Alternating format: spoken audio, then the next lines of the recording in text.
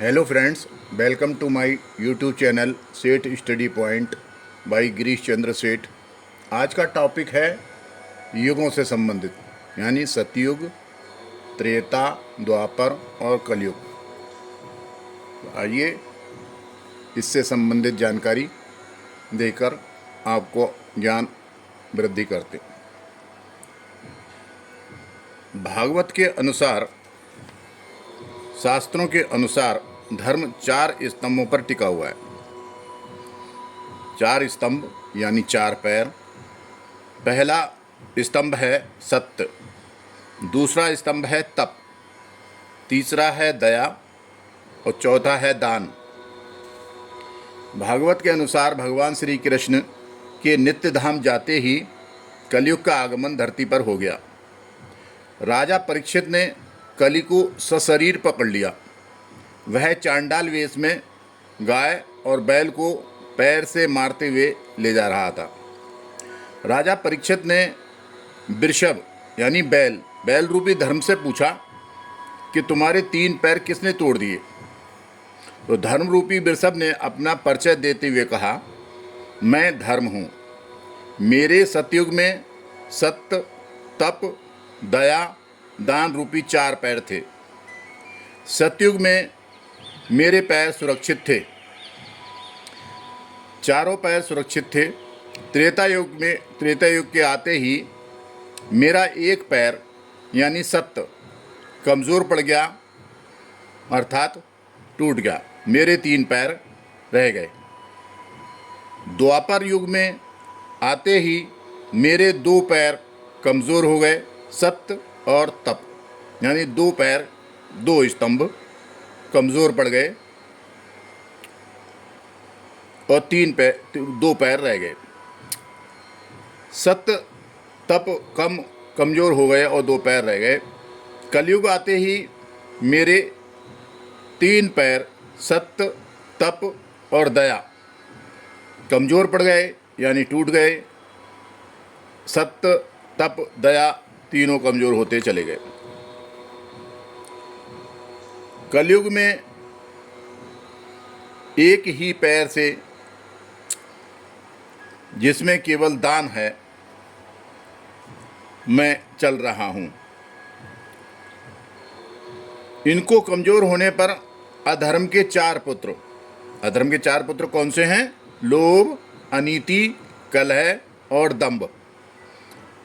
इन तीनों के कमज़ोर पड़ते ही लोभ, अनीति, कलह और दंभ ने धीरे धीरे वो बलवान हो गए और इस प्रकार मेरे प्रभाव से जो आएगा वह उसका धर्म भ्रष्ट हो जाएगा, ये तय है, कलयुग ने बताया। उसी मान्यता पर आधारित युगों से संबंधित जानकारी आपको उपलब्ध किए जाने का प्रयास कर रहे हैं। आइए अब देरी ना करते हुए वीडियो की ओर चलते हैं। पहला युग है सतयुग। सतयुग की अवधि 17,28,000 वर्ष की थी। सतयुग का आरंभ कार्तिक माह के शुक्ल पक्ष की 9वीं को आरंभ हुआ था। सतयुग का जो तीर्थ था, जो मान्यता है, वो पुष्कर तीर्थ था। सतयुग में देवी देवता पृथ्वी पर मनुष्यों की तरह रहते थे, जिनमें सत्य, तप, दया और दान कूट कूट के भरा हुआ था। यानी पुण्य जो था 100% था। उस समय वेदों के ज्ञाता 4 वेदों के ज्ञाता थे। उस समय के मनुष्य 4 वेदों के ज्ञाता थे। उस काल में जो अवतार हुए, विष्णु पुराण के अनुसार पहला अवतार हुआ मत्स्य अवतार, जो जलीय जीव था। दूसरा अवतार हुआ कूर्म या कच्छप अवतार, उभयचर था। वो पृथ्वी में भी चल सकता था और जल में भी चल सकता था। तीसरा अवतार था बाराह अवतार, वह थल का पशु के रूप में था। चौथा अवतार था नरसिंह अवतार, पशु और मानव के बीच की आकृति थी। सतयुग में मनुष्यों की ऊंचाई 21 हाथ हुआ करती थी। 21 हाथ मतलब 100 से 150 फीट तक लंबे। उस समय मनुष्यों की आयु 2 लाख वर्ष से प्रारंभ हुई थी और सतयुग के समाप्त होते होते आयु 1 लाख वर्ष रह गई। अब दूसरा युग आता है त्रेता युग। उस त्रेता युग की जो अवधि मानी जाती है 12,96,000 वर्ष मानी जाती है। त्रेता युग का आरंभ वैशाख माह की शुक्ल पक्ष की तृतीया को शुरू हुआ था। जो त्रेता युग का युग त्रेता युग का जो तीर्थ है वो नैमिषारण्य माना जाता है।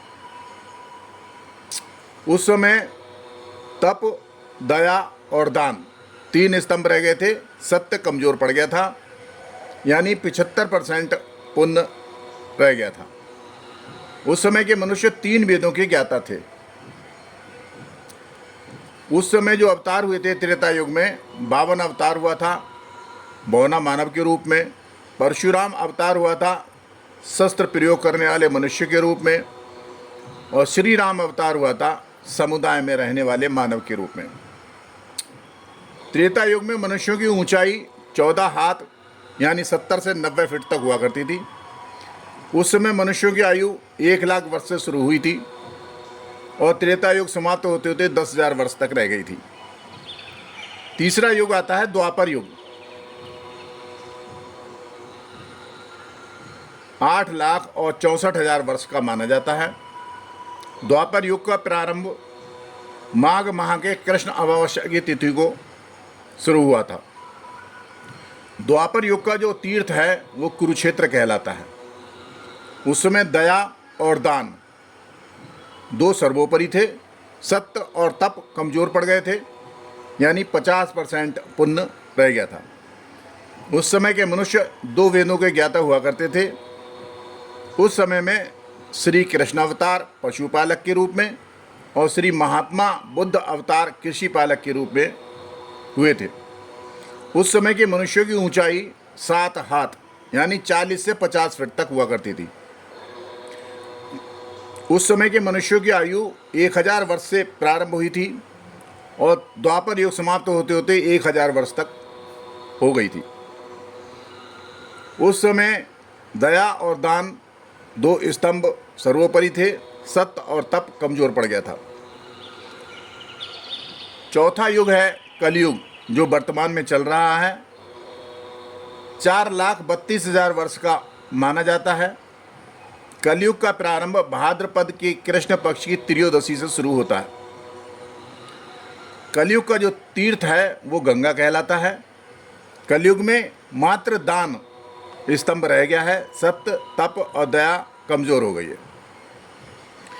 इन तीनों के कमजोर होने पर अधर्म के 4 पुत्रों की बलवान होने की मान देखने को मिलती है, जिनमें अधर्म के 4 पुत्र हैं लोभ, अनीति, कलह और दंभ। इनके कमजोर होते ही अधर्म के 4 पुत्र बलवान हो गए। वर्तमान में लोभ, अनीति, कलह और दंभ बहुतायत से पाए जाते हैं।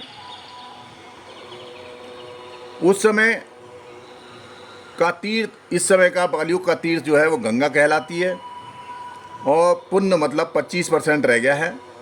सत्य, तप और दया के कमजोर हो जाने के कारण यानी 25%, यानी केवल दान के आधार पर कलयुग चल रहा है। कलयुग में जो भविष्य का अवतार होने की मान्यता या धारणा है वो कल्कि अवतार होगा और विष्णु यश जी के घर में होगा। इस समय के मनुष्य की लंबाई 3 से 5 हाथ से शुरू हुई थी, यानी 10 से 3 फीट तक हो जाएगा। लास्ट में कलयुग के अंत में व्यक्ति 3 फीट का रह जाएगा। इस समय के मनुष्यों की उम्र 1000 वर्ष से शुरू हुई थी, वर्तमान में 100 वर्ष तक हो गई है। अंत में 20 वर्ष, कलयुग के अंत में 20 वर्ष हो जाएगी।